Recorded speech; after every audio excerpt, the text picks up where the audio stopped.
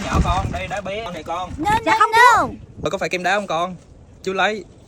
Dạ không. Đây chắc thôi kẹo đá đúng không con, không phải kem đá hả? Ui trời ơi chú, kẹo kem chết gì, con muốn mua đá bào. Không, để chú bào. Nhanh lên con. Con 5 vị cầu vồng chú. Trời, cầu vồng tưởng gì chú sẽ mix 80 vị cho con hình cầu vồng. Đây chú sẽ ra tay mix hình cầu vồng nha các bạn. Chú